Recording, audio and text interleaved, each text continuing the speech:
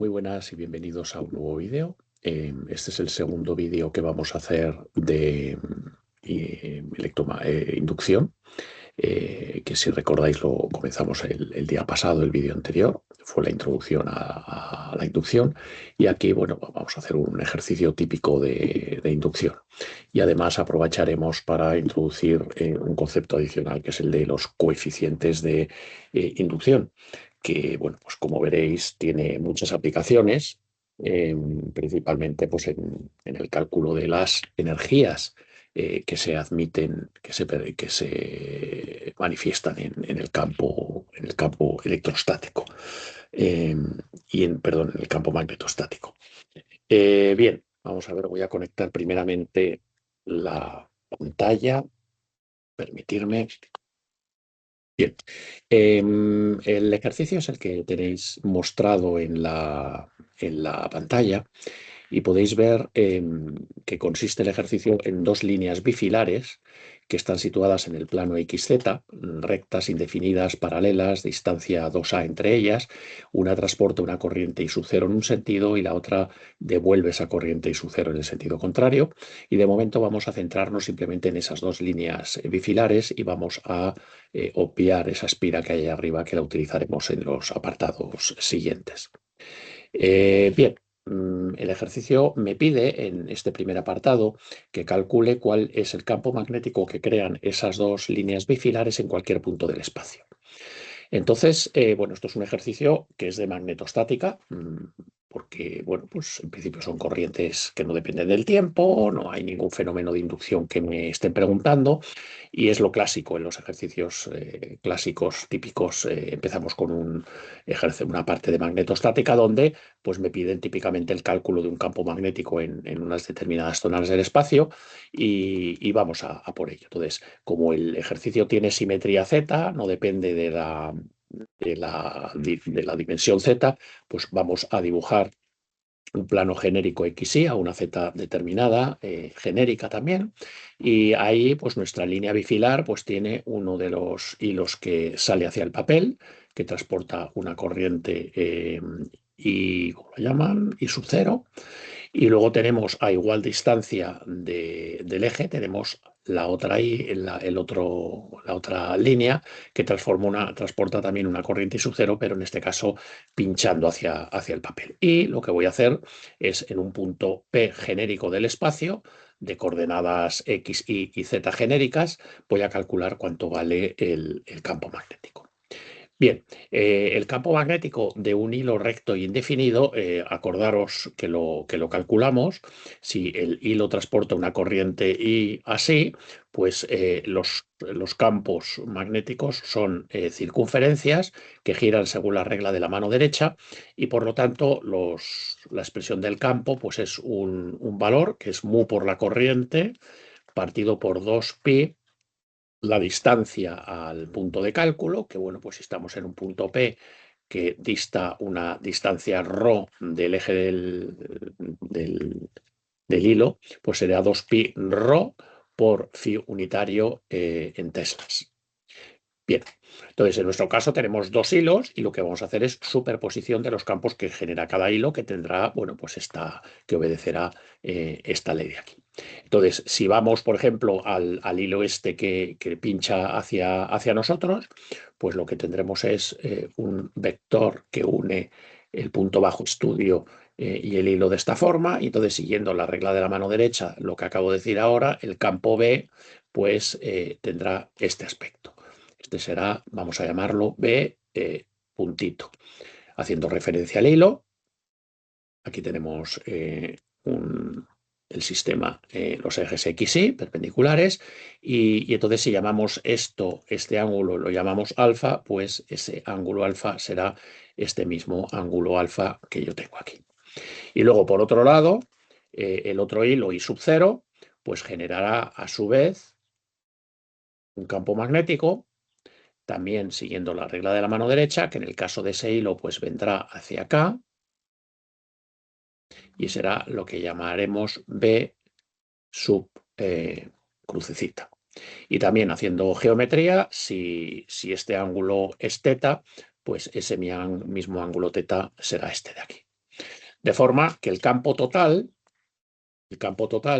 será la composición en el punto P de ambos campos, el B total, será igual a el B debido a la rama puntito más el campo B debido a la rama que entra en el papel, B asterisco. Lo que vamos a hacer es pensar en lo siguiente, fijaros, en la composición de ambos vectores, el B puntito, B asterisco, tiene dos componentes, genera dos componentes de campo. Una componente de campo según el eje Y otra componente de campo según el eje X. Y lo que vamos a hacer es calcular cada una de esas componentes por separado y componer al final el vector total. De forma que el campo B total lo voy a calcular como un módulo del campo B de la línea cruz por, proyectando esto en esos ejes, sería por el seno de teta por X unitario menos el coseno de teta por Y unitario. Lo único que he hecho es proyectar este campo según este ángulo teta, como podéis ver, y después tengo el campo B en módulo que produce la línea puntito, que será proyectada con un menos seno de alfa por X unitario más un coseno de alfa por Y unitario. Sumo componente a componente.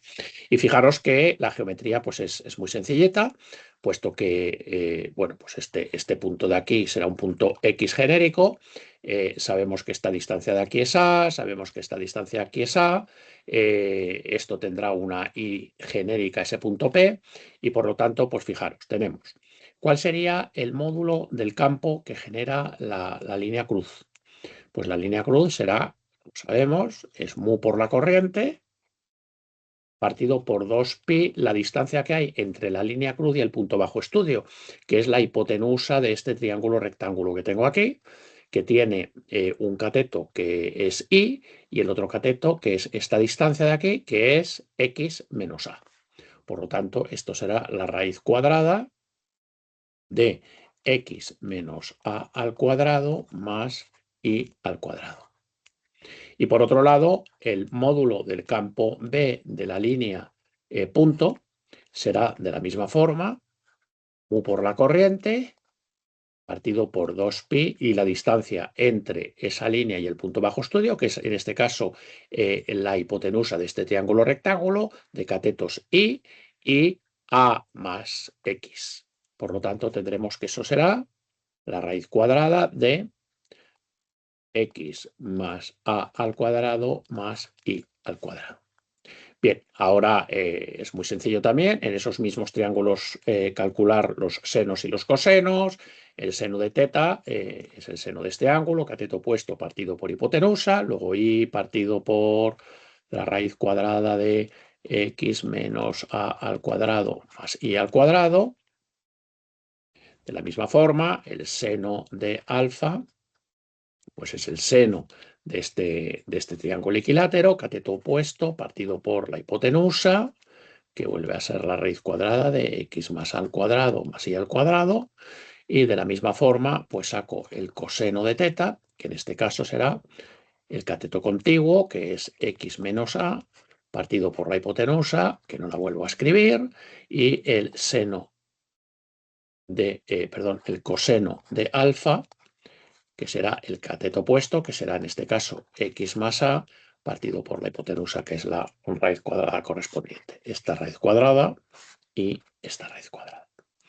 Bien, pues ya está. Lo único que tengo que hacer es meter esas expresiones en el campo total y, bueno, pues si eso lo hacéis, por tanto, os quedará que el campo total será mu por la corriente, partido por 2pi, que sale factor común, y ahora tengo el primer campo,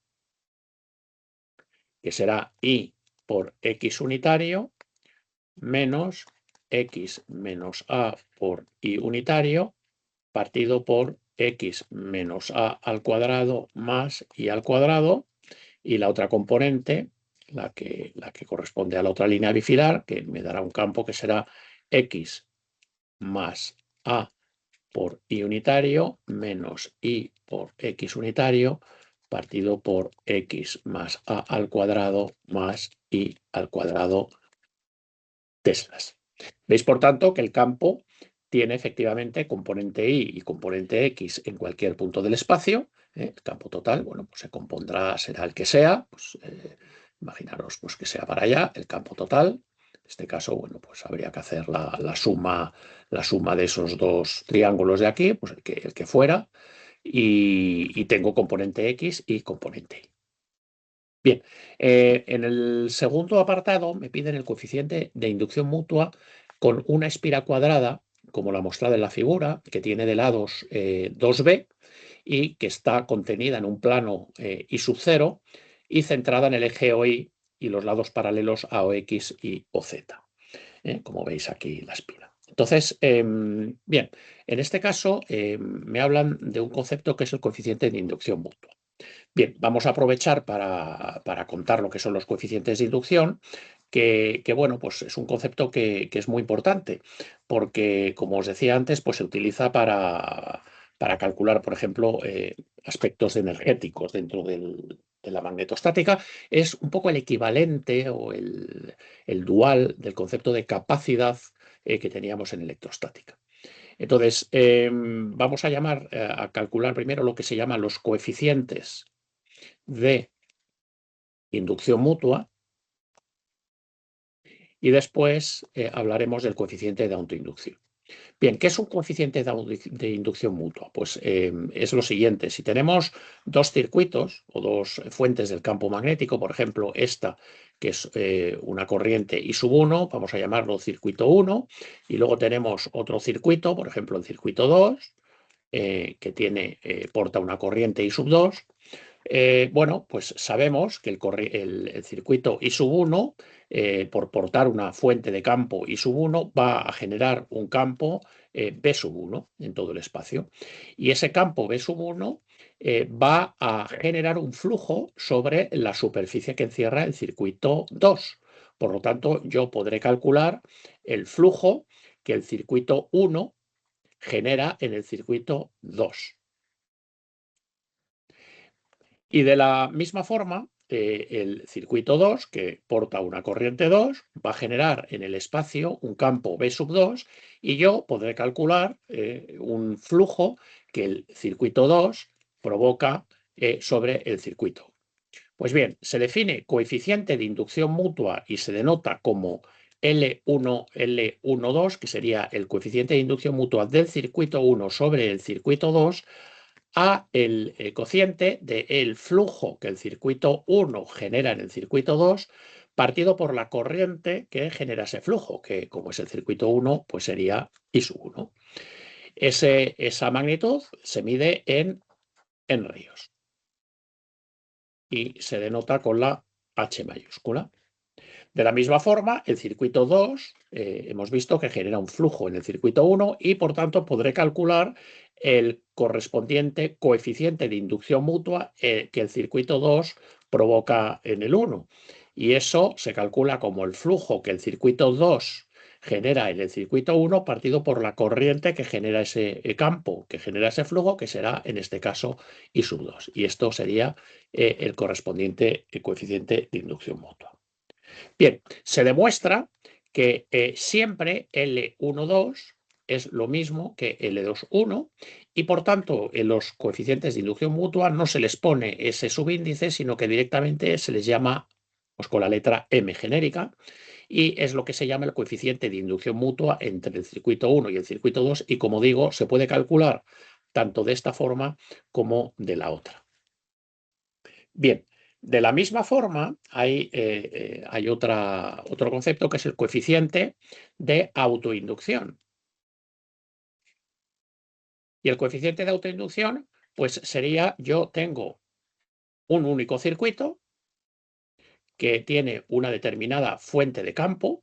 Bueno, esa corriente va a generar un flujo en todo el espacio, o si queremos, va a generar un campo, y ese campo va a generar un flujo sobre él mismo. Ese circuito tiene una determinada superficie y ese mismo campo que él mismo genera va a generar un flujo sobre el mismo y por tanto yo voy a poderme calcular también un coeficiente que es el flujo generado por el circuito sobre la corriente que lo genera. Y esto es lo que se denomina coeficiente de autoinducción, que también se mide en ríos. Y es autoinducción porque es el mismo propio circuito el que genera sobre sí mismo un determinado flujo. Bien, esto es importante porque se puede demostrar también que la energía que almacena un determinado circuito, pues tiene que ver directamente con esos coeficientes de autoinducción. Y se puede demostrar que si tengo un coeficiente L, debido a un determinado circuito, la energía que almacena la energía magnética almacenada por ese circuito, que en su momento vimos que se podía calcular como un medio, la integral a todo el volumen donde hay campo de mu por el campo al cuadrado diferencial de volumen, pero esto se puede también calcular como un medio del coeficiente de autoinducción por la corriente que circula por el circuito al cuadrado en julios. Fijaros que es una fórmula muy parecida a la de los condensadores, simplemente sustituyendo la autoinducción por la capacidad y bueno, pues la corriente por la diferencia de potencial por V al cuadrado. ¿De acuerdo? Cuando lo que tengo son dos circuitos, como es el caso que hemos visto antes, un circuito 1 y un circuito 2, por lo tanto, el circuito 1 tendrá una autoinducción que la vamos a llamar L11, el circuito 2 tendrá una autoinducción L22 y habrá un coeficiente de inducción mutua M entre ambos circuitos. Y se puede demostrar que en ese caso la energía magnética proviene, por un lado, de la energía que almacena la autoinducción del primer circuito, que será un medio de L11 por la corriente que transporta el circuito 1 al cuadrado, vamos a llamarla I sub 1, más la energía que almacena el circuito 2 debido a su autoinducción L22, que será un medio de L22 por I al cuadrado, pero hay un tercer término que es el debido a la inducción mutua. Y ese término debido a la inducción mutua tiene un valor que será el coeficiente de inducción mutua por el producto de las corrientes que circulan. Entonces, si aplicáramos esta fórmula de aquí, podríamos calcular una energía que coincidiría como la calculada por esta fórmula de aquí. Y como podéis ver, la significación física es muy clara.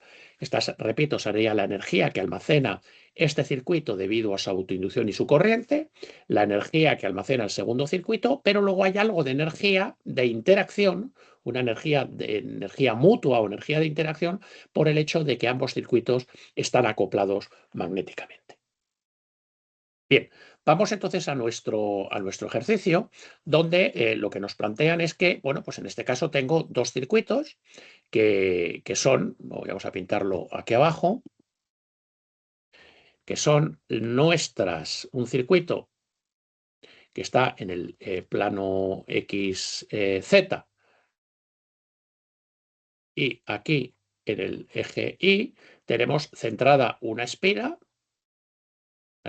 que en sección tendría este valor, tendría este dibujo, esta sería esta raya de aquí, en un valor de altura I sub 0. Y aquí tendríamos una de las líneas, aquí tenemos la otra de las líneas. Esto sería A y esto sería A. Bueno, aquí no está esto muy bien pintado porque me dicen bueno, sí, de hecho, esto me dicen que vale 2B esta distancia. Como no sé la relación que hay entre A y B, pues no sé pintar muy bien el dibujo, pero bueno, lo pinto de esta forma, suponiendo que 2B es menor que 2A, donde A sería esta distancia de aquí. Bien, en este caso, los coeficientes que me piden serían los siguientes. El coeficiente de inducción mutua, M, hemos visto que lo podemos calcular o como el flujo que crea el circuito 1 en el 2, o bien como el circuito que crea el circuito 2 en el 1. Entonces, no sé, podemos calcularlo, pues llamamos, por ejemplo, el circuito 1 al circuito de las dos, lo que crea las fuentes del campo de las dos líneas bifilares, y el circuito 2 sería la espira que hay aquí arriba. Entonces puedo calcular la inducción mutua de una forma o de la otra. Lo que voy a hacer es calcularlo de la siguiente forma. Como el flujo que genera la línea bifilar en la espira, partido por la corriente que transporta la línea bifilar, que es I sub 0. Podría hacerlo al revés, podría ponerle una determinada corriente a la espira y calcular la inducción sobre la línea bifilar, pero lo vamos a hacer de esta forma. Bien, por lo tanto, el flujo que genera la línea bifilar en la espira, que la voy a denotar así, B de bifilar y E en la espira, pues será, como todo flujo, la integral del campo que genera la línea bifilar en la superficie de la espira y ese flujo calculado a la superficie de la espira. Fijaros que el campo que genera la línea bifilar lo he calculado antes para cualquier punto del espacio, y lo único que hay que hacer es particularizarlo, en este caso, para la espira que estaría aquí situado, y calcular el flujo. Pero fijaros lo siguiente, y es que el flujo va a tener solamente en cuenta la componente I del campo, puesto que el diferencial de la superficie de la espira va a tener un determinado módulo en la dirección de I unitario. Si recorro la espira, si vemos desde arriba la espira, vemos desde arriba la espira y aquí el eje Y nos está pinchando hacia arriba, pues por ejemplo, no sé, la podemos circular si queréis así, o la podemos circular con la regla de la mano derecha, pero siempre los diferenciales de superficie van a ir en la dirección de I unitario. Por lo tanto, el campo B, que en principio hemos visto que tiene una componente según X y una componente según Y, o esto por X unitario más el módulo de esto por Y unitario, al hacer el producto escalar solamente me va a quedar el producto escalar con Y unitario. Y se me va a simplificar pues la integral, porque me va a quedar, sería la integral, fijaros, y tengo que sumar las franjas que hay en este diferencial, o la franja que hay en esta espira de aquí. Y por lo tanto teníamos, fijaros, el flujo sería integral en zetas. Zetas, ¿de dónde tengo que integrar? Pues tengo que integrar z igual, desde z igual a menos b hasta z igual a más b, luego la integral desde z igual a menos b a z igual a menos b, a b, y ¿desde qué valor de i? Desde i igual a menos b hasta igual a b. Perdón, desde x igual a menos b hasta x igual a b. Puesto que, bueno, pues la espira está centrada, ¿vale? Tiene de lado 2b, con lo cual tengo que ir desde x igual a menos b hasta x igual a b, y en z lo mismo. Está centradita, con lo cual desde menos b hasta más b. Bien, ¿y sería qué? Bueno, pues el producto escalar, que sería mu por la corriente, partido por 2pi, y ahora solamente, fijaros, solamente voy a poner la componente I del campo B que había calculado aquí arriba. O sea, de este campo B solamente cojo las componentes I, que son las únicas que van a sobrevivir al producto escalar, con lo cual sería, pues la primera sería x más a, partido por x más a al cuadrado más y al cuadrado, y la otra componente era menos x menos a partido por x menos a al cuadrado más y al cuadrado. Y fijaros lo que os decía antes, esto será por y unitario, que es todas estas componentes y unitario, y luego el diferencial de s, que será un diferencial de x por un diferencial de z por y unitario. Bien, son dos integrales inmediatas, las hacéis, esto será mu por la corriente por la dimensión b de la espira, partido por pi, logaritmo neperiano de b más a al cuadrado más i sub 0 al cuadrado, partido por b menos a al cuadrado más i sub 0 al cuadrado. Y esto es un flujo, por lo tanto, como flujo sería en Weber. Y finalmente, fijaros, el coeficiente de inducción mutua es el flujo partido por el valor de la corriente, que es I sub 0. Por lo tanto, la autoinducción, repito, sería ese flujo que crea la línea bifilar en la espira que me acabo de calcular, dividido por I sub 0. Y eso sería en henrios. O sea, sería esta misma expresión que hay aquí, simplemente quitando el I sub 0. Bien, ese sería, repito, el coeficiente de inducción mutua entre mi línea bifilar y la espira que tengo allá arriba colocada. Vamos finalmente a por el apartado C, que ya sí es un apartado de inducción, donde lo que me dicen es que la espira esta que tenemos aquí se mueve con una velocidad tal que la I va variando como V por T, donde V es la velocidad de movimiento y T es el tiempo, y me piden que calcule la fuerza electromotriz que se va a inducir sobre la espira. Fijaros que es un ejercicio de inducción porque lo que tengo es, quitamos aquí la espira, yo tengo un determinado flujo que hemos visto que es este de aquí, y entonces la espira se mueve para allá con una velocidad V. ¿Qué es lo que sucede? Que en un momento determinado la I sub 0 será esta, en otro momento determinado la I sub 0 será esta, la I sub 0 será esta, en definitiva la I sub 0 va aumentando hacia arriba porque me dicen que I sub 0 es V por T. Entonces, ¿qué sucede? Pues que si en esta expresión de aquí arriba yo la I sub 0 la hago que dependa del tiempo, pues bueno, pues voy a tener un flujo que depende del tiempo. I sub 0 depende del tiempo y por lo tanto la inducción, el flujo que genera la línea bifilar en la espira va a depender del tiempo. Y por la ley de Faraday-Lenz sé que ese flujo dependiente del tiempo va a generar una fuerza electromotriz en la espira que es la que se está desplazando. Y eso es lo que me piden que calcule. Bien, la fuerza electromotriz, sabemos por la ley de Faraday-Lenz que se calcula como la menos derivada del flujo, que en este caso genera la línea bifilar en la espira, dividido en función del tiempo, teniendo en cuenta que la dependencia es que la I sub 0 es la velocidad por el tiempo. Bien, en este caso, bueno, pues lo único que habría que hacer es venir aquí a la expresión del flujo y sustituir I sub 0 por V por T. I sub 0 por V por T y hacer la derivada de eso con respecto del tiempo. Y tendríamos la fuerza electromotriz cambiada de signo. Pero fijaros en este caso, y suele ser muy típico de los ejercicios, lo siguiente, y es, fijaros que la parcial del flujo con respecto del tiempo se puede calcular, puesto que el flujo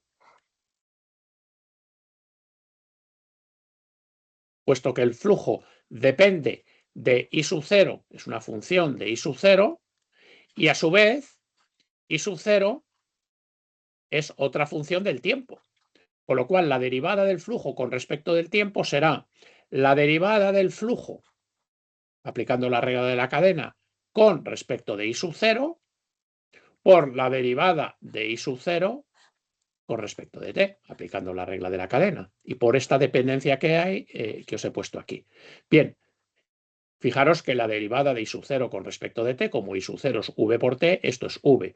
Con lo cual, la derivada del flujo con respecto del tiempo será lo mismo que multiplicar la derivada del flujo con respecto a I sub 0 por la velocidad. O sea, esta misma parcial la puedo calcular como V por la expresión esta que tengo yo aquí, derivada con respecto de I sub 0. ¿Vale? Y eso, bueno, pues es más sencillo, ¿no? Bueno, pues nada, simplemente efectuáis esa derivada y eso os va a dar mu por la corriente partido por pi, y aquí arriba me quedará 8 I sub 0 a por b al cuadrado, y aquí me va a quedar b más a al cuadrado más I sub 0 al cuadrado por sigo por aquí abajo, P menos A al cuadrado más I sub 0 al cuadrado, donde, bueno, pues podéis sustituir el I sub 0 por V por T, ¿vale? Y bueno, pues ahí tendríais la fuerza electromotriz inducida, ¿de acuerdo?